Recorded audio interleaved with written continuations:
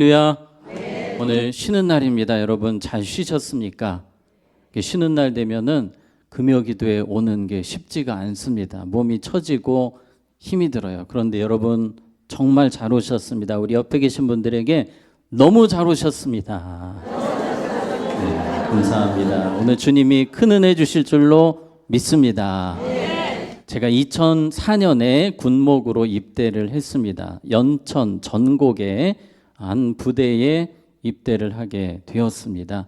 군목은 군인 목사 겸 장교예요. 그래서 군에서 관사를 줍니다. 보통 총각들에게는 BOQ 뭐 이렇게 주기도 하는데 저는 그때 결혼하기 1년 전이었어요. 근데 부대에서 목사라고 또 군 관사를 주셨습니다. 그래서 엄청 기대가 되는 거예요. 저에게 집을 준다고 하니까. 그래서 딱 갔는데 모양이 딱 이랬습니다. 그림에 보시면 거의 쓰러져가는 숲속에 있는 어떤 관사를 저에게 주신 거예요. 그래서 제가 이곳에서 이제 첫날 밤을 자게 되었는데 불을 끄고 누웠습니다. 밖에 작은 거실이 있었고 화장실이 있었고 방 하나가 있었습니다.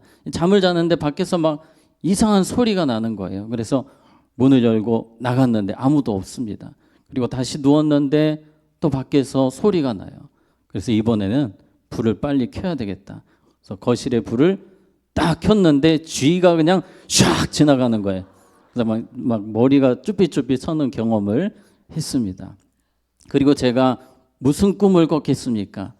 네, 쥐 꿈을 꾸는 거예요. 자고 있는데 막 옆에서 쥐가 지나가고 막 그러다 깨고 이제 새벽 예배를 가야 되기 때문에 새벽에 일어났습니다. 싱크대에 갔는데 불을 딱 켰는데 눈이 마주쳤어요.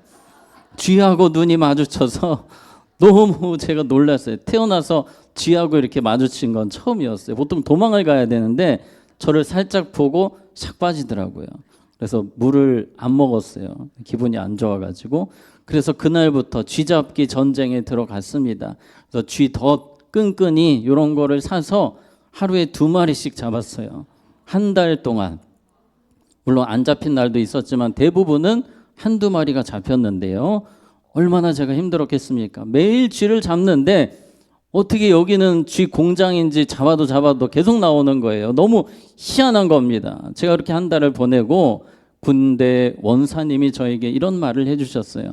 그거 쥐 구멍이 있는 것 같습니다. 한번 잘 찾아보세요. 그래서 제가 집을 한번 쫙 돌아봤어요. 그랬더니 정말로 이 세탁기 뒤쪽에 조그만 구멍이 하나가 있는 거예요. 그때 제가 알았습니다. 요놈들 여기로 왔다 갔다 했구나. 그래서 거기를 틀어 막았습니다. 거기를 완전히 틀어 막고 나니까 놀랍게도 그때부터 쥐가 한 마리, 물론 한 마리 정도 그 뒤에 나왔지만 이제 쥐와의 전쟁이 종결이 된 거예요. 예. 그 정말 쥐구멍 하나 있다고 그렇게 들락날락하고 난리가 났는데 그 근원적인 문제, 쥐구멍 막았다고 모든 것이 해결되는 그 경험을 했습니다. 여러분 우리가 어떤 문제를 만나든지 겉으로 보이는 문제만 보는 것이 아니고 근원적인 문제를 해결해야 하는 것입니다. 영적인 문제는 더 그래요. 우리가 영적인 어떤 문제가 생겼을 때에 이 근원적인 문제를 찾는 것이 중요합니다. 오늘 성경에 보니까 이 초대교회에 영적인 문제가 어려움이 발생하게 됩니다. 자, 1절 말씀 우리 한번 같이 읽겠습니다. 시작. 그때 제자가 더 많아졌는데 헬라파 유대인들이 자기의 과부들이 매일의 구제에 빠짐으로 히브리파 사람을 원망하니. 아멘. 지금 분위기 너무 좋지 않습니다. 우리가 볼 때는 그냥 원망하니 되어 있지만 지금 초대교회가 분열이 일어났어요. 미움과 분노, 원망, 다툼 이런 모습들이 초대교회 안에서 지금 일어나고 있습니다. 여러분 초대교회는 그 어떤 역사적인 대단한 교회보다 이 사랑이 많은 교회, 정말 역사상 가장 사랑이 충만했고 은혜가 충만했던 교회가 이 초대교회였습니다. 베드로, 요한, 야고보 대단한 사도들이 있었고 또 스데반 집사님 같은 정말 걸출한 집사님이 계셨던 곳이 초대교회였습니다. 그런데 오늘 성경에 보게 되니까 사랑이 식었어요. 사랑이 식고 미움과 다툼, 원망이 돌기 시작하는 겁니다. 영적인 문제가 생겼어요. 그 이유는 이렇습니다. 자, 그림에 보시면 글을 보시면 히브리파 유대인들과 헬라파 유대인들이 이 초대교회에 존재를 했는데 기존에 있던 사람들은 히브리파 유대인들이었습니다. 이 사람들은 주로 아람어를 썼고요.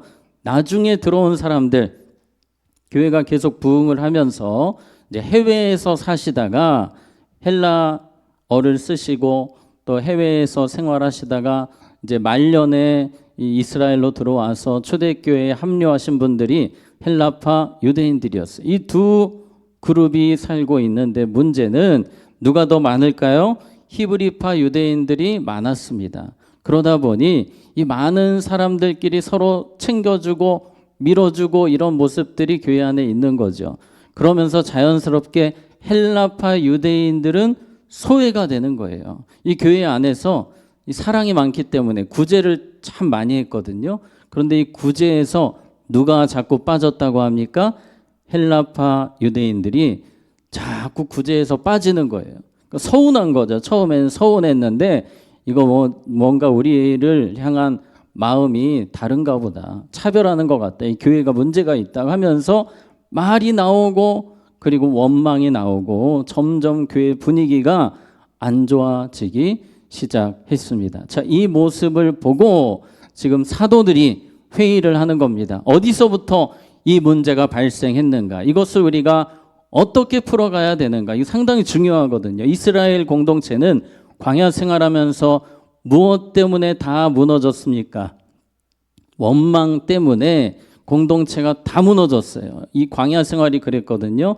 지금 초대교회도 원망이 돌기 시작하니 원망 바이러스가 덮으니 지금 교회가 지금 계속 흔들리고 있습니다. 이걸 잘 해결해야 됩니다. 그래서 이 사람들이 해결 방법을 찾는 겁니다. 그냥 겉으로 보이는 이 구제에서 제외된 사람들 만나서 해결하고 이게 중요한 것이 아니고 근원적인 문제를 우리가 해결해야 되겠다. 그래서 2절에 이렇게 이야기합니다. 같이 읽습니다. 시작. 12사도가 모든 제자를 불러 이르되 우리가 하나님의 말씀을 제쳐놓고 접대를 일삼는 것이 마땅하지 아니하니. 아멘.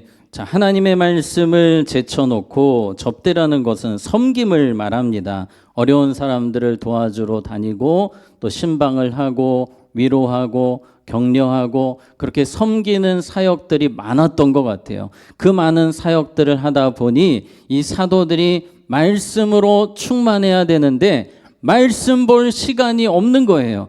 기도할 시간이 없는 겁니다. 여기서 문제를 발견을 하는 거예요. 이것은 말씀 부족, 기도 부족에서 시작된 영적 문제다. 그래서 사도들이 결단합니다. 우리 4절 말씀 같이 읽겠습니다. 시작. 우리는 오로지 기도하는 일과 말씀 사역에 힘쓰리라 하니. 아멘. 우리는 오로지 무슨 일과 기도하는 일과 말씀 사역에 힘쓰리라 하니. 자, 여기서 문제가 발생되었다는 것입니다. 기도해야 되는 사람들이 기도하지 않고 말씀으로 충만해야 되는 사람들이 그렇지 못하니 교회에 영적인 균열이 생겼고 틈이 생겼고 이 구멍이 생겼다는 거예요. 그래서 우리가 이걸 먼저 회복해야 된다. 말씀과 기도로 우리 다시 충만하기를 힘써야 된다. 그래서 다 같이 이 일에 힘쓰게 되는 겁니다. 여러분, 베드로, 요한, 야고보, 스데반 집사님 얼마나 대단한 분들입니까? 그러나 이분들조차도 연약한 인간이라는 것입니다. 아무리 은혜가 충만하고 사랑이 충만해도 이 말씀과 기도로 계속해서 충만하지 않으면 그 은혜가 계속해서 사라진다는 것입니다. 인간의 연약함을 보여준다는 거예요. 우리가 과거에 받은 은혜로 살 수가 없는 겁니다. 지금 따라해 봅시다. 지금 말씀과 기도로 충만해야 합니다. 아멘.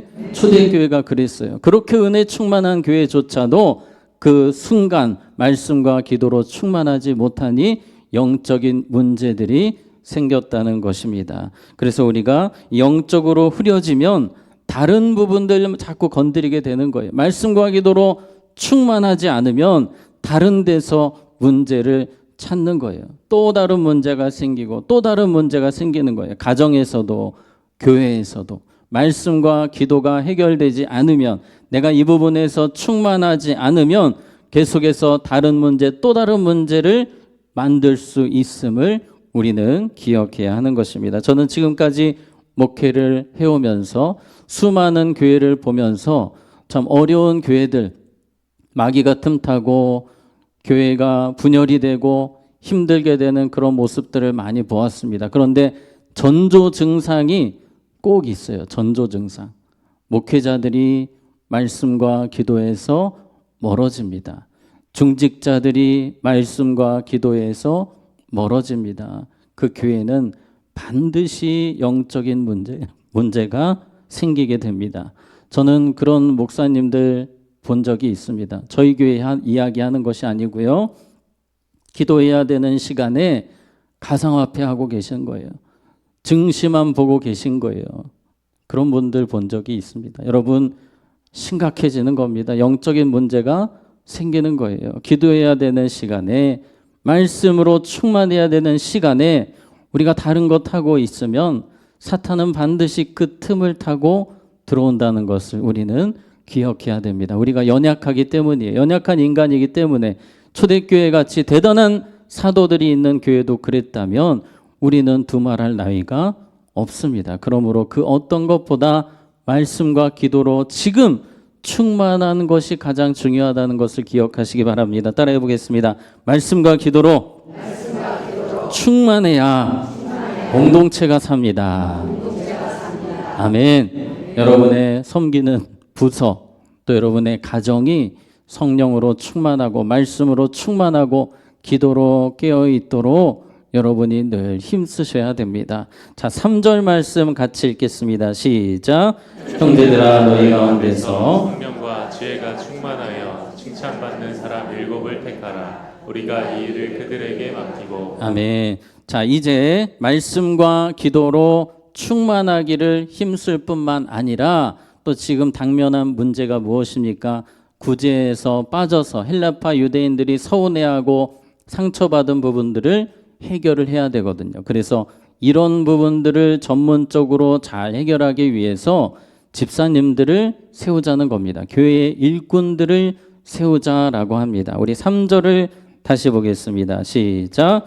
형제들아, 너희 가운데서 성령과 지혜가 충만하여 칭찬받는 사람 7을 택하라. 우리가 이 일을 그들에게 맡기고. 아멘. 자, 여기서 1번이 무엇입니까? 어떤 사람을 뽑아야 됩니까?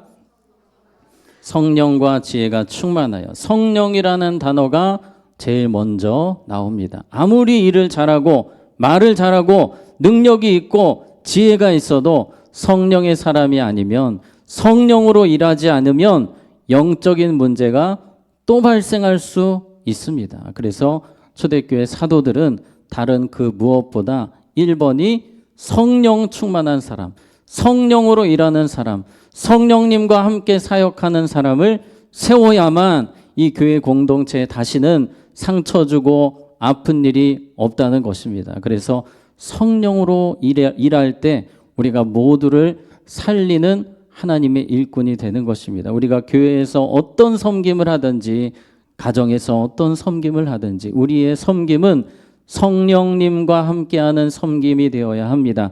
그래야만 살리는 섬김이 될 줄로 믿습니다. 성령을 사모하세요. 따라해 보겠습니다. 성령으로 섬겨야 교회가 삽니다. 무조건이에요, 여러분. 성령으로 섬겨야 됩니다. 그런데 마귀는 성령이란 단어를 자꾸 빼게 합니다. 세상의 이치와 세상의 지혜와 세상의 어떤 합리적인 방법, 이건 다 나중 문제고 첫 번째는 성령. 그래서 기도해야 되는 것입니다. 우리가 기도할 때에 성령을 부어주세요. 오늘 우리가 정말 잘 오셨습니다. 이 시간은 성령으로 충만한 시간입니다. 우리가 기도할 때 성령을 부어주셔서 우리의 섬김이 능력 있게 하시고 가정에서 교회에서 우리를 살리는 자로 하나님이 사용하실 것입니다. 자, 5절 말씀 같이 읽겠습니다. 시작.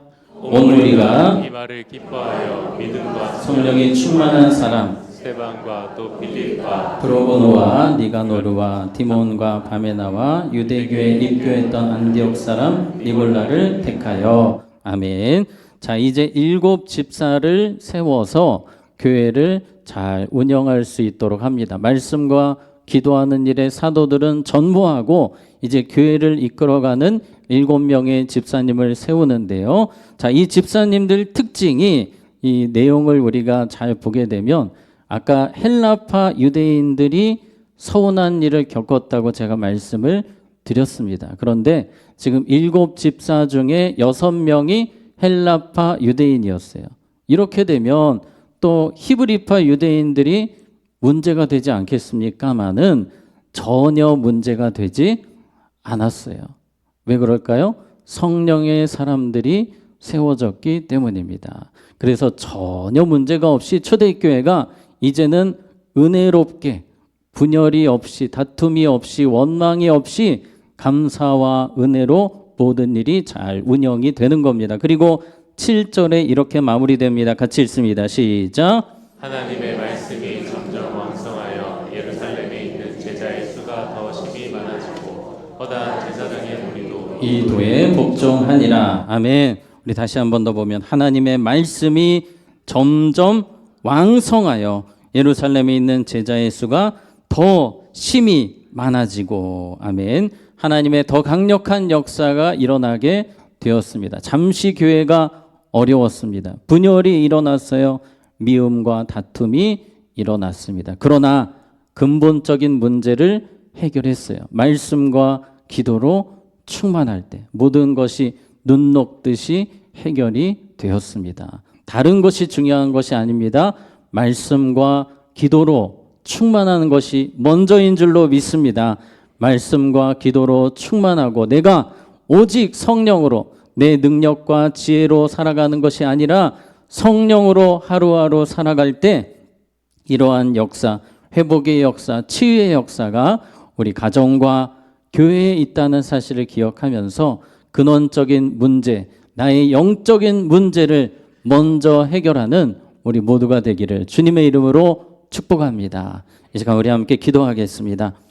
하나님 아버지, 오늘 주신 말씀과 같이 우리의 모습 가운데 혹 영적으로 어두워져 있고 말씀과 기도에 게을르지는 않았습니까? 오늘 기도하는 시간을 통해 근원적인 문제, 말씀과 기도와 성령으로 충만하여지는 이 일이 해결되게 하시고 이 일에 바로 서게 하셔서 주님 저희들이 살리는 자요 주님 앞에 쓰임받는 자로 살게 하여 주시옵소서. 예수님 이름으로 기도합니다. 아멘.